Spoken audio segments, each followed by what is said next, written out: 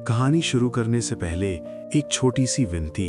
अगर आपको सच्ची और कालजयी भक्ति कथाएं पसंद हैं तो चैनल को सब्सक्राइब, लाइक और अपने विचार कमेंट में ज़रूर प्रकट करें। आपका सहयोग भारतीय संस्कृति, भक्ति के प्रसार और संरक्षण में एक बहुत ही अमूल्य योगदान होगा। चलिए अब चलते हैं अपनी कहानी की ओर। बहुत प्राचीन समय की बात है, जब ब्रह्मांड में देवताओं, ऋषियों और असुरों के बीच शक्ति का संतुलन बना हुआ था। उस समय सृष्टि के पालनकर्ता विष्णु अपने वैकुंठ धाम में स्थित थे और देवताओं के राजा इंद्र स्वर्ग लोक से वर्षा और समृद्धि का संचालन कर रहे थे। पृथ्वी पर ऋषि मुनि तपस्या में लीन रहते थे और धर्म का पालन करते थे। लेकिन समय का नियम है कि जब भी धर्म स्थापित होता है तब अधर्म की शक्तियां भी धीरे धीरे जन्म लेने लगती हैं। उसी काल में एक अत्यंत शक्तिशाली असुर का जन्म हुआ। उसका नाम था अंधक। अंधक का जन्म असुर कुल में हुआ था, लेकिन उसके भीतर असाधारण शक्ति और महत्वाकांक्षा थी। उसने बचपन से ही ये निश्चय कर लिया था कि वह तीनों लोकों पर शासन करेगा।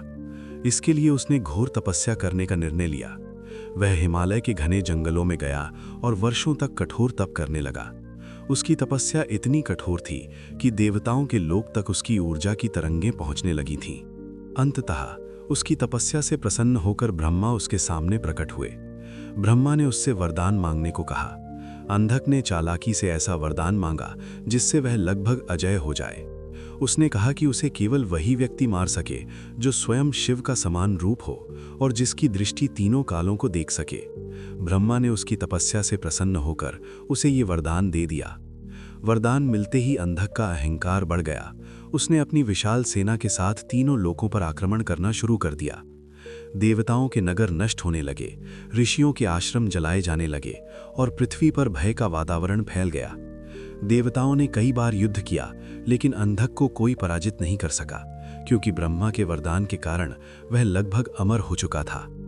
अंततः देवता और ऋषि कैलाश की ओर गए, जहां संहार और तपस्या के देवता लॉर्ड शिव गहन ध्यान में लीन थे। हिमालय की बर्फीली चोटियों के बीच शिव की समाधि में ऐसी शांति थी कि समय भी वहां ठहर सा गया था। देवताओं ने विनम्र होकर शिव से प्रार्थना की कि वे इस संकट से ब्रह्मांड को मुक्त करें। जब शिव की समाधि टूटी तब उनकी आंखों में एक गहरी गंभीरता दिखाई दी। उन्होंने अपनी दिव्य दृष्टि से पूरे ब्रह्मांड को देखा और समझ लिया कि अंधक का अहंकार अब सीमा पार कर चुका है। उसी क्षण शिव के भीतर से एक अद्भुत और रहस्यमय शक्ति प्रकट हुई। ये शक्ति थी विरूपाक्ष की। विरूपाक्ष का अर्थ है वह जिसकी आंखें साधारण नहीं है, जो तीनों लोकों और तीनों कालों को देख सकता है। जब ये रूप प्रकट हुआ तो पूरा ब्रह्मांड एक दिव्य प्रकाश से भर गया। इस रूप में शिव की तीसरी आंख अत्यंत प्रज्वलित थी और उनकी दृष्टि इतनी तीव्र थी कि उससे सत्य छिप नहीं सकता था।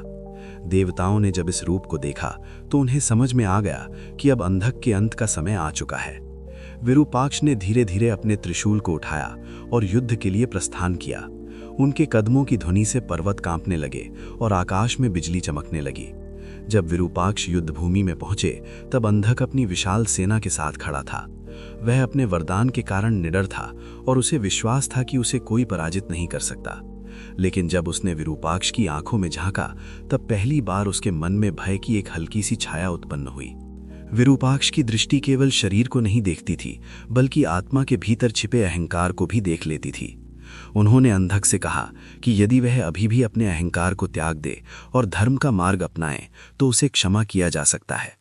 लेकिन अंधक ने इस चेतावनी को चुनौती समझा और युद्ध के लिए तैयार हो गया। इसके बाद जो युद्ध हुआ वह इतना भयानक था कि देवता और ऋषि भी उसे देखकर स्तब्ध रह गए। विरूपाक्ष की प्रत्येक चाल में दिव्य शक्ति थी और उनकी तीसरी आंख से निकलने वाली अग्नि असुरों की सेना को भस्म कर रही थी। लेकिन अंधक बार बार पुनः जीवित हो जाता था, क्योंकि उसके रक्त की हर बूंद से एक नया असुर जन्म ले लेता था। जब युद्ध की पहली गर्जना आकाश में गूंजी तब तीनों लोकों में भय की लहर दौड़ गई। देवताओं के नगरों में शंख और नगाड़ों की ध्वनि सुनाई देने लगी। ऋषि अपने आश्रमों में यज्ञ कर रहे थे और पृथ्वी पर रहने वाले प्राणी भी किसी अनजानी घटना की आहट महसूस कर रहे थे। उस समय युद्ध भूमि के मध्य खड़े थे लॉर्ड शिवा के दिव्य रूप विरूपाक्ष, जिनकी तीसरी आंख में प्रलय की अग्नि छिपी हुई थी। उनके सामने असुरों का विशाल समुद्र था, जिसका नेतृत्व अंधक कर रहा था। अंधक को अपने वरदान पर पूरा विश्वास था। उसने वर्षों की तपस्या करके ब्रह्मा से ये वरदान पाया था कि उसे कोई साधारण देवता पराजित नहीं कर सकता। इसी कारण उसका साहस इतना बढ़ गया था कि उसने स्वर्ग, पृथ्वी और पाताल तीनों लोकों को अपने अधीन करने का प्रयास किया।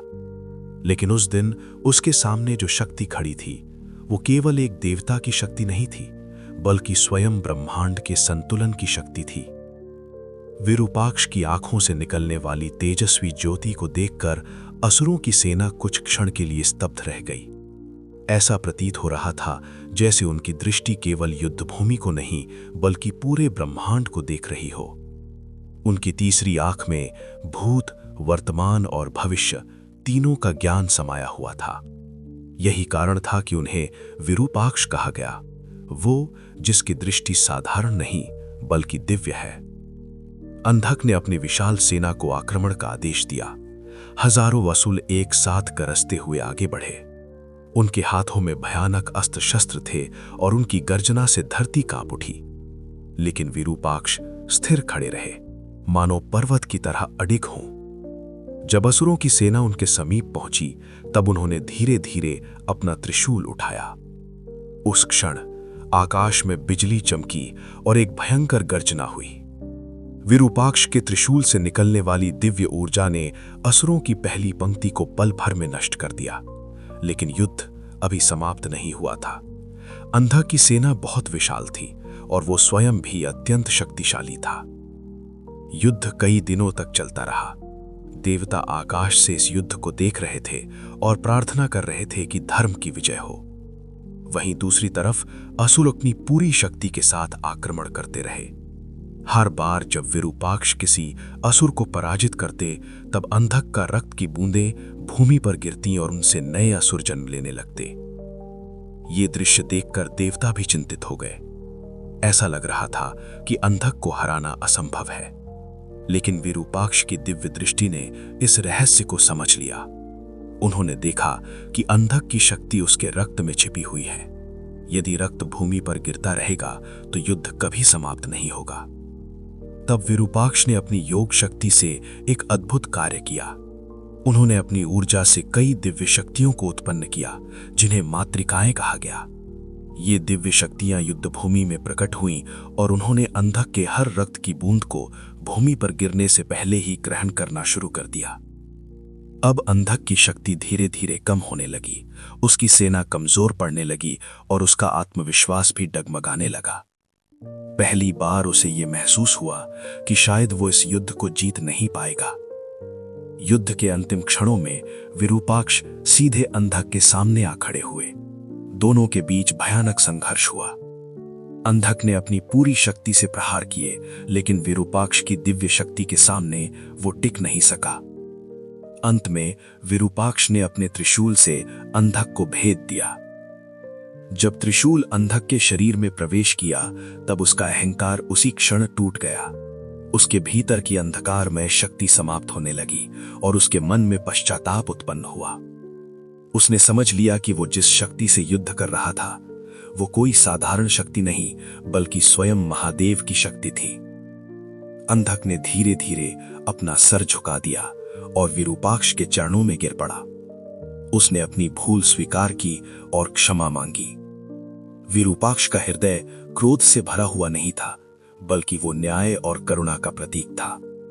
उन्होंने अंधक को क्षमा कर दिया और उसे अपने गणों में स्थान दे दिया। इस प्रकार ब्रह्मांड में फिर से शांति स्थापित हो गई। देवताओं ने राहत की सांस ली और तीनों लोकों में फिर से धर्म का प्रकाश फैलने लगा। जब सब कुछ शांत हो गया तब विरूपाक्ष का उग्र रूप धीरे धीरे शांत होने लगा। उनकी तीसरी आंख की ज्वाला मंद पड़ गई और उनका दिव्य स्वरूप पुनः महादेव में विलीन हो गया।